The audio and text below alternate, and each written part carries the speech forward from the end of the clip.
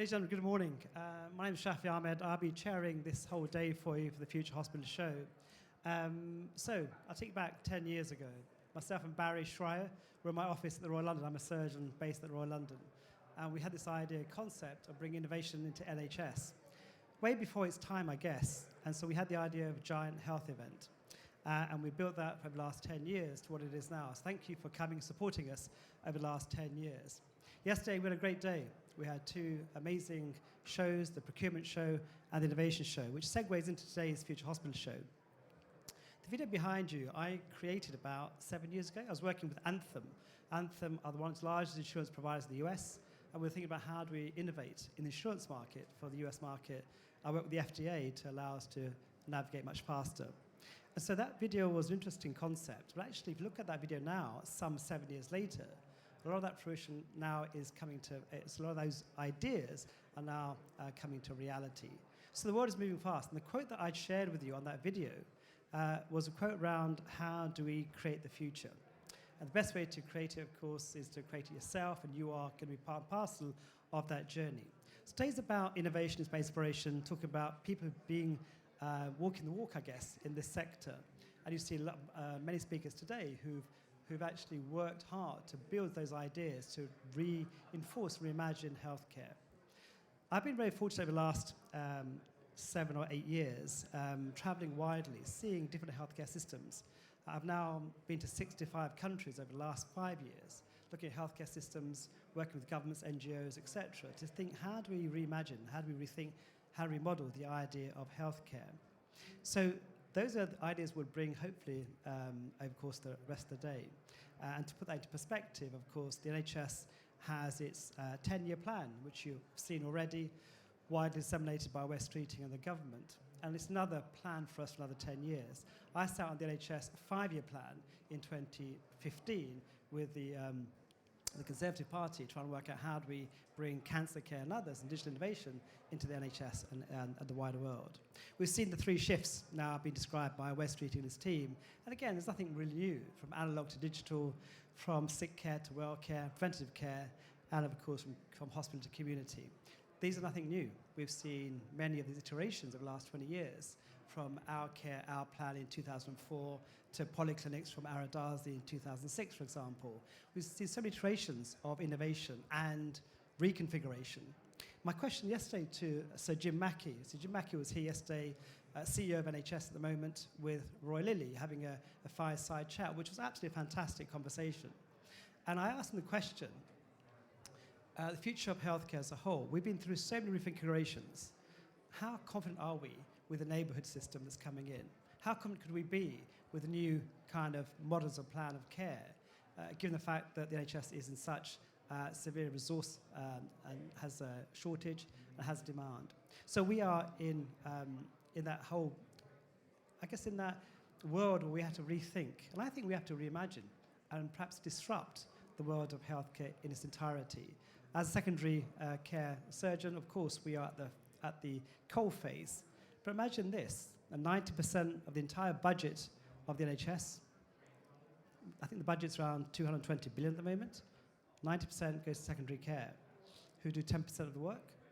And actually, 90% of the work is done by primary care, who have 10% of the budget. It kind of makes no sense.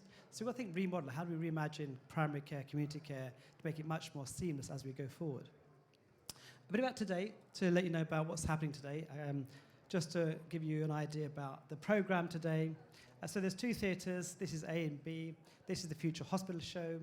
And the future, the operating theatre, where you might think I should be, I'm not. That's the other side, on Theatre B. There are some headphones if you wish to have much more clarity. Sometimes a lot of noise outside. So you've got your headsets, which you can use. On the right side, on the left side, there's a button. We can go from red, which is this theatre. If you listen to the other theatre, it goes blue. We'll know you listen to the other theatre if it goes blue. So you'll be warned, and you'll be adjusted to make sure it goes back to red. So I do leave them in the chairs as you wander around afterwards. Please visit our sponsors and our exhibitors downstairs. They love to talk to you, share comments with you, get your ideas and feedback. But go and share your experiences. Go and meet them. We've got some amazing sponsors this year with amazing tech and innovation and ideas. So do go and see them. Today's format is this. We're going to jump straight in a second with David, who's moderating a session on the bridging NHS reality and global innovation, culture, communication, and transformation. It's not to cover in 25 minutes. Good luck, David. But it's like covering the entire work for the NHS. But thank you for that. Then, of course, you see just outside here on the veranda, we've got Sophie Fawcett from Tonic, who I think is really fascinating. You're going to see her clothes that she's created. Clothes haven't changed. Lots of things haven't changed for a long time. And actually, you'll see what she's creating, the modern uniform, the modern clothes for a patient who has different needs, for example. So I love that idea. And so she'll talk about her work. Katrina will be here at 10:35 talking about AI and the end of waiting in healthcare. Do you know we have 7 million people on the waiting list at the moment? And last week I was teaching my MBA students, and I said to them, here's a challenge. Find a solution for 7 million people. How do we manage that waiting list? So that was a challenge I gave them as a kind of a design and technology project. And they're now working on that program, saying, how can we resolve some of these issues? So hopefully Katrina will cover some of that. We then talk about smarter finance, of course, unlocking NHS potential with Hobby Dean. And then we look for, Manka will be here to look at the pharmacy side and how do you optimize medicines, because that's going to be a huge issue for us as we go forward. And Manka's got a great lineup of a panel there for us to discuss that. Raju will be here later talking about the patient's voice. And over last, 10, 15 years, I have given 350 keynotes in 65 countries over that period, right? One thing that's always missing in every conversation you have, and every conference almost, is lack of a patient voice, always. It's the hospital chiefs, it's the innovators, we listen, and we don't listen enough. So we try to encourage patients to come with us on our journey. Otherwise, healthcare isn't fit for purpose. So we have some patient voices today, and there's some also in the other theatre. We've got a lady I've just met now who's on her fifth kidney transplant. Can you imagine? Go and meet her. She's amazing. She gets invited tea into the royal household because she's just an amazing human being. So those human stories we love to capture of what it means to us as healthcare providers, ultimately what it's mean for patients. Then we go to beyond the diagnosis and about mental health. We know mental health has been a huge problem for us globally, thank you. And we know that we're going to have to move that fast forward. And during COVID, mental health became a huge issue. It suddenly became a problem that was undiscovered almost, but realistically has always been there. Now we're finding mental health solutions and also understanding how we use maybe technology and other solutions to support people in their mental health journeys. Then we have a really kind of high-powered conversation. Michael Bell, who's the chair of London ICB, covering about 30% of the entire NHS budget. He manages as the chair. Can you imagine that? With Penny Dash, who's the chair of NHS England, of course, and Hannah Farah, who is chief exec of CF. So that would be a fantastic conversation to get their insights, and we call it bites instead of bricks. This is a technology forum, so we try to slant things to the technology front, for example. Then we have lunch, if you wish, but also if you want to go to a session run by Keith Grimes. You know Keith. Keith is a real guru of AI globally. And he's going to run a session with a few others on how to get into health tech. We are inundated with medical students, with trainees, with consultants. So how do I get into this world of health tech? How do I understand it? And Joanne was built for that purpose, to allow everyone to understand health tech and to become part and parcel of that journey. So if you want to find out how to get into this, Keith will take you through that journey and support you, give you ideas on that. That's at over lunchtime. Then we have another high-powered kind of panel. Rima, who's the chair of Somerset NHS Foundation, also advisor to the board of Giant, will be chairing a session on that. How do we break barriers? NHS is full of barriers, isn't it? It's full of barriers. It makes it hard for people to have an idea, to come in and disseminate and scale that idea. It's been a huge problem. The NHS is very good at pilots. We always do pilots. In fact, there's a saying I always say when I go globally, the NHS has more pilots than British Airways, and they all seem to turn up on time.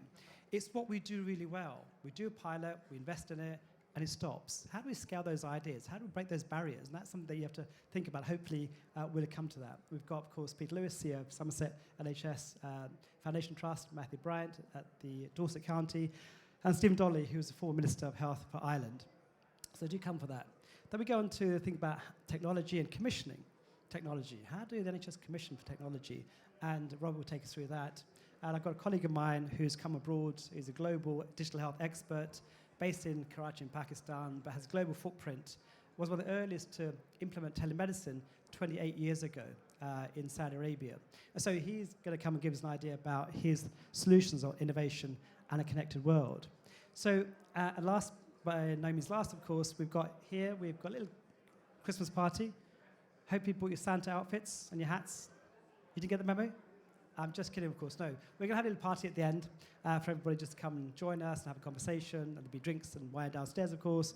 For those of you who already bought a ticket, we'll be hosting an AI and healthcare dinner, myself and Keith, a dinner later on this evening. If you've got a ticket, we'll be hopefully seeing you later this evening.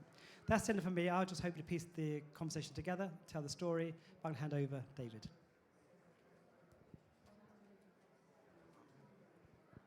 Thank you, Shafi.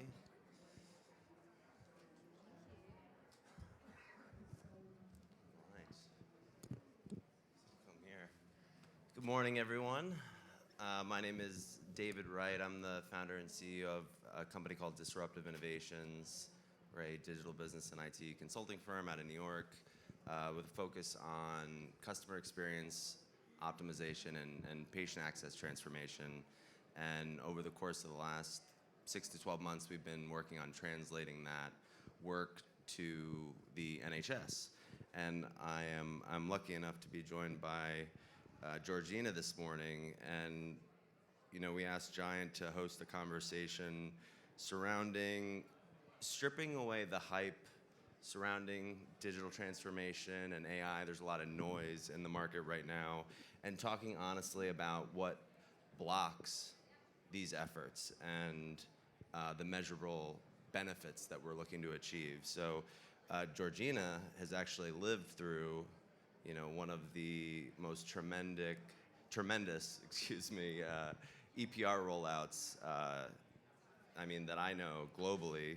One of the more complex epic programs to date, and now leads the work that happens after the go live, right? So today we're going to explore the realities of benefit realization, clinical engagement, and the distractions that can derail these types of transformation efforts. So Georgina, I'll let you introduce yourself, and then I'd be interested in first talking about from your epic benefit realization work. What's the single biggest disconnect that trusts underestimate between go live and actual benefit, and how should leaders work to close that gap? Thanks very much, David. So, hi everyone. My name's Georgina, and as David said, I work at Guy's and St Thomas's, and my role is to sweat the asset, as I call it. So, massive investment. So, my job is the million-dollar question, and when I say million, it's multi-millions. How much we can save as a result of implementing an integrated EHR. I think I've got some battle wounds, and there is one colleague I can see in the audience, Farah, who was part of my team at Go Live. So, as David said, 51,000 users switched on overnight. So, single biggest disconnect. An assumption that the system is going to be adopted is the biggest disconnect. So you can create a fantastic system, a system that works for you, but there is this huge assumption that people are just going to grab it and use it as you've designed it, and that doesn't work in reality. So those that have gone through kind of EPR go lives or designing, often the training is about how to transact in your EHR versus actually how do you use it to drive more efficient care, or how do you best use that? We all want to go home, right? I'm a radiographer by background. We want to go home every day on time, have breaks, etc. So we really want people to work smarter, not harder. So I think people really underestimate that shift of it's not just giving people the skill to be able to use the system, but it's actually how do you adopt it? Because often when you build big EPRs, or even small EPRs, you're building to kind of get that benefit out. And articulating those benefits consistently with a focus kind of on those clinical benefits for patients, for the organizations, for the users, I think is really important. So how do leaders close that gap? It's really pushing, if you use the system how it's designed, then we're going to really maximize those benefits. And often people think about, oh, well, what's the benefit to me as the care deliverer, but also what is the benefits to the organization and to the patients. And I always think about, those that are into Formula One, obviously, great weekend that's just happened. But, you wouldn't give Lando Norris, an F1 car to drive around at 30 miles per hour, because that is how we're driving some of our EPR systems at the moment. High caliper, but like they're creeping along like, a clapped out Ford Fiesta. Right. I often make the analogy about giving the toddler the keys to the Ferrari. So it's the flip side of that. But no, what you say resonates, Georgina, and transformation doesn't end at go live, right? With an EPR or any of these enterprise platforms. The ex-CIO of Penn State Health in the States always used to tell me it's a constant iteration, right? So that brings us to and you touched on a little bit, Georgina, the culture and communication, I think, are such a crucial aspect of this, and I'll share some of my experience. But when you think of the human side of this work, so culture, communication, clinical engagement, what patterns do you see across trusts, and where does the transformation get stuck culturally rather than technically? So I think what I saw a lot of when we went live 2 years ago now, even though it feels like yesterday, is anxiety. A lot of anxiety from our staff. And you can do all the pastoral care, and that is really important during that go live period. But fundamentally, like the day before I went live with Epic, I felt like I was an expert. I'm an expert radiographer. I use the system. I can use the equipment, etc. But then I went live with Epic, and I'm like, the patients are still the same. My CT scanner is still the same. But my EHR is absolutely not the same anymore. And I'm not really sure what I'm meant to be doing. I've done the training. Again, lots of car analogies. Like, you truly learn to drive a car once you've passed your test and in practice. So I think there's a huge amount of kind of anxiety that I'm not sure is like openly talked about and acknowledged, which I think is really important. And I saw a lot of clinical caregivers finding that journey really difficult, because they one day, and some people, high-flying professors, we have to have that humility to say it's okay to not be okay today. We're going to support you to learn the system. So I think humility is really important, and how that then plays out is that visible support from your senior leaders. I remember at Go Live, there was an email that was sent out from our chief nursing information officers, from our chief medical officers, all our senior clinical leads, that said, we know that this is going to be a difficult time, but like, we've got your back. Like, you're delivering fantastic care. You've got the principles, the system, it will all start to play itself out. And really what that then does is it helps with people not feeling done to, because there is a huge sense of that. And when people feel done to, they resist that change. We know, I think, going back to my management days, 70, 80% of change fails because people are resisting and they don't want to adopt. And in the long term, that makes life difficult. Like I said, we are 2 years down the line, and there are still people that we can see have resisted, continue to resist. But the one critical success factor that I see day in, day out in my organization is local clinical leadership owning some of this transformation. And I was describing it to David as a bit of a ripple effect. So you can have one of those leaders that is really advocating for the system, who is humble, that doesn't know everything, because none of us know everything. But it's okay, because we'll learn together, and then that ripple effect is really how that transformation kind of organically grows. But I also see the flip side of the antibody, the human antibody. So if you have one of those in your department, that's really going to stifle your ability to transform and develop. Sure. And I want to acknowledge, I know we're talking a lot about, communication and culture, and, this conference is about innovation, right? And AI, and, we could go down the rabbit hole here. Like, we could talk offline about all of that. But in my experience, where these initiatives fail is in the communication and in the organizational change management and in the enrollment, the topics that Georgina is covering today. So, and you mentioned humility, right? And in my experience, the leaders that I appreciate most are humble leaders, and it breeds a level of vulnerability within the team. And that ethos and that culture, people need to feel safe to be able to innovate. You need to be able to fail fast. You need to be able to get up, change, pivot, move, and not feel trepidatious about what's going to happen next, right? So how do we breed that culture and that alignment? And obviously, the 10-year plan touches on AI. Shafi touched on it earlier. There's a huge pressure to innovate around AI, around digital front door. There's also a real risk of what might be referred to as magpie mentality.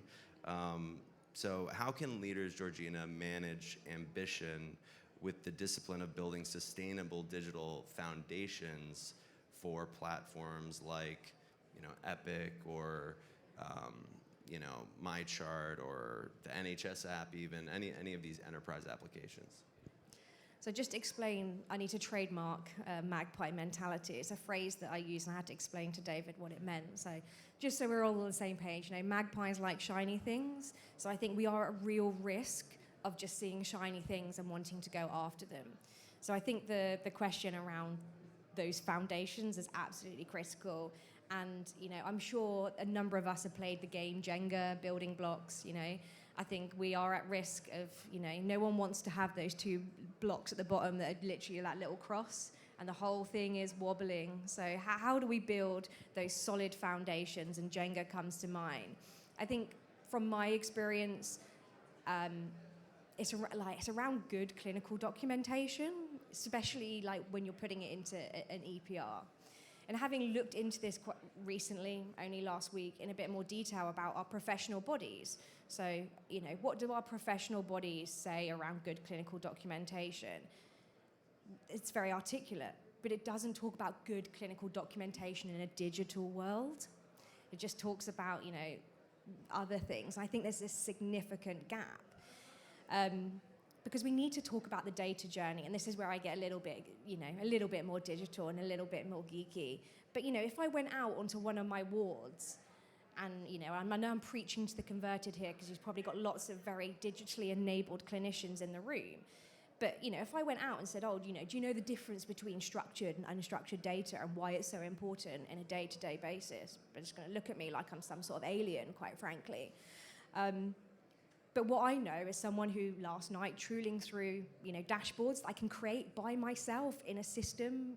My EPR allows me, I have a self-service analytical tool, but it is firing off of structured data. So if the clinicians and people that are delivering care aren't putting in the data, poor data in, poor data out. So how do we build those foundations? And a lot of AI tools, are firing off of structured data. Therefore, we're just putting Band-Aids over these gaping holes, I think, in data.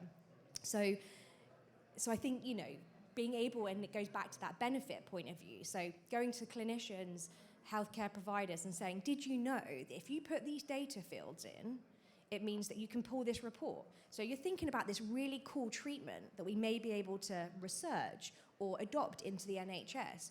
I could cohort that patient in 30 seconds using an analytical tool that is in my fingertips. But people are in of course, head down, the trials and tribulations of delivering operational care on very busy wards in the middle of winter right now. They're not thinking about data. They're just thinking about how do I see all my patients, get out on time, and make sure everything is safe.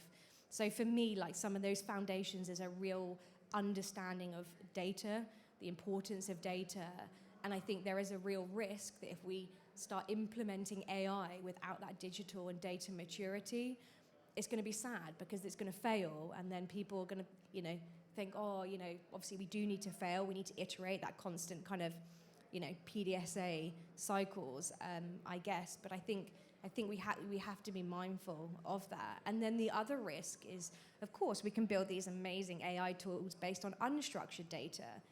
But what are we saying? Oh, don't worry if your clinical documentation's a little bit, rough around the edges, because the AI tool is going to fix it. So it moves from being a trusted assistant, as what the NHS 10-year plan says, to something a bit different. And there's risks associated with that. Yeah. No, the future will be rooted in data and smart integrations, right? For sure. And you mentioned,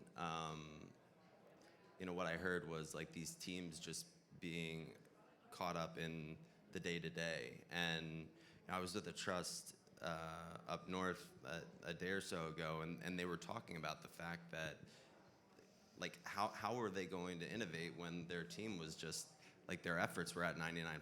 Like, they can't take a step back and, do this because they're just head down. So, and it's I feel like Guys is lucky to have you as someone kind of outward looking in, but, like, do you think that, maybe is this an opportunity for Trust to look at a role of almost like an internal consultant or something like that? I mean, like, how do you think Trust could, I know I didn't prep this question, but, like,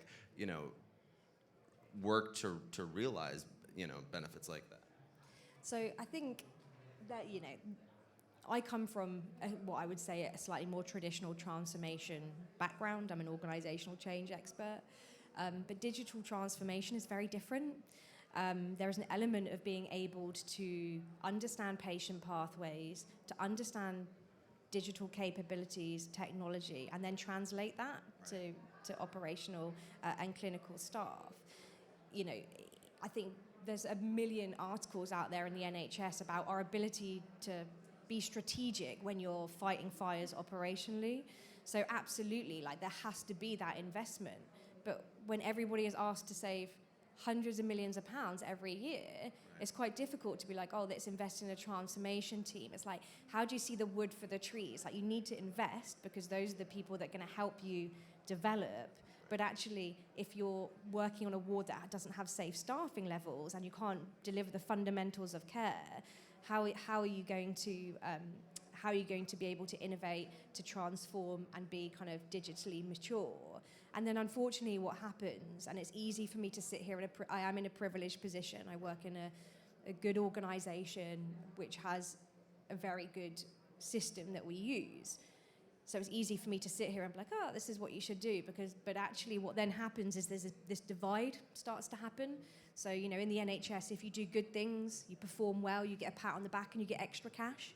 But, what happens to those that aren't performing? They don't get that cash. And so what I think will start to happen is we'll start to see this real divide, and those that have financial stability can therefore be slightly more strategic. But absolutely, kind of digital transformation teams need to be embedded in organizations. And I don't see as much of that as that I would like to see. Yeah, I mean, I think that ability to run across the stack operationally, technically, from an OCM perspective, is definitely required. And building off of that, so if you could strengthen one leadership capability across NHS digital teams tomorrow, and something that you believe would immediately improve their ability to transform, what might that be? Psychological safety and the ability to create that. So what do I mean about that? It sounds like a little bit of a buzzword, but actually it's about creating the environment where transformation and innovation can happen and happen successfully. We may see, we invest a lot in technical teams to build, to maintain systems. If you work in an organization that has transformation and digital transformation teams, great. But we rarely see the kind of culture, the organizational development, design, or change type roles. So I think it's an absolutely fundamental kind of leadership capability that we don't talk about enough. So it's about how do you create those kind of high trust working environments where people can speak up. Like, we have all been in that situation, right, where we implement something and it doesn't go to plan, and there's always somebody that's like, well, I knew that was going to happen. And you're like, well, why the hell did you not tell us before you went? It's because that environment is not safe enough for them to say, I think we've got a problem here. They might get shot down. They may be worried about the impact that that has kind of on their career. And if you look at some, big corporations that do this well and talk about it openly, so Google and also Pixar talk a lot about psychological safety being the fundamental to business success, because you need to have those devil's advocates that say this isn't going to work and it's okay, and to invite that as well. And also the other sweet spot that environments that have psychological safety have is a high level of integrity. And I always like to describe this, and I'll quote Brené Brown, which you mentioned vulnerability earlier, and she's a researcher in that space. And she talks about integrity is about doing the right thing, not the most comfortable. Mm-hmm. So I think sometimes there is a lot of pressure in the NHS to do things that we are told. There are plans, there's strategic direction. But, is it the right thing for us right now? And actually, having the courage to say, actually, this is uncomfortable. This is going to be uncomfortable for us to implement this or do this right now. And I think it's such a significant, that having that integrity as a senior leader is really hard. So I think, all go away. If you don't know what psychological safety is, go and have a little look, because I think successful delivery of any transformation and change always thrives when you create that environment.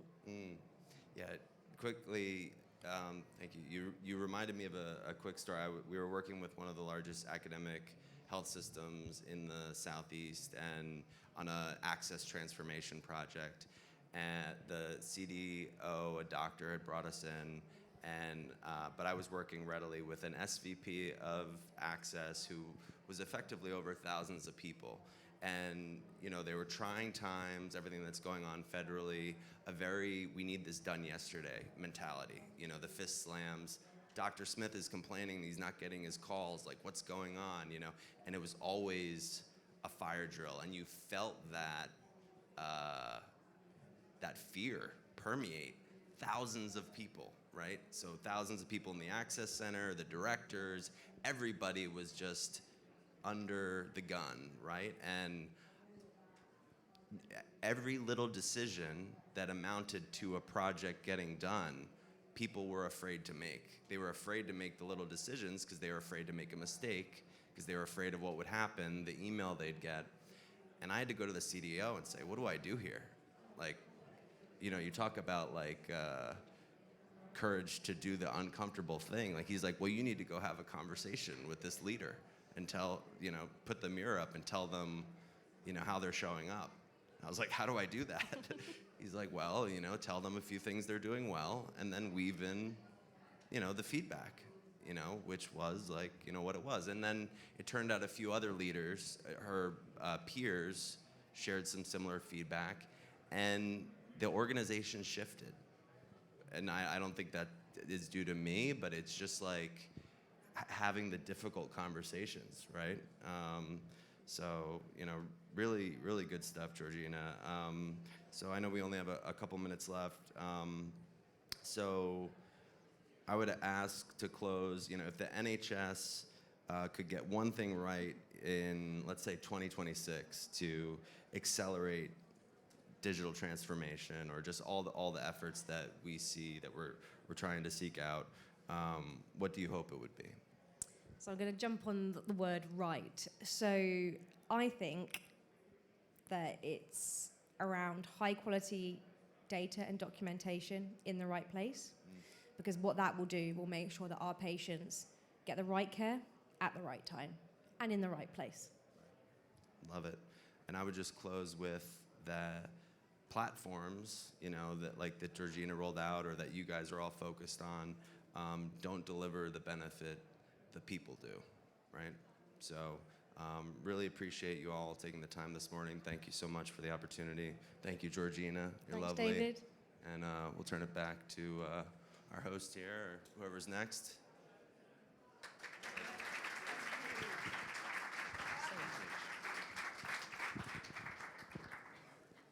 Thank you so much. Great. Thank you. I've had a bit of a close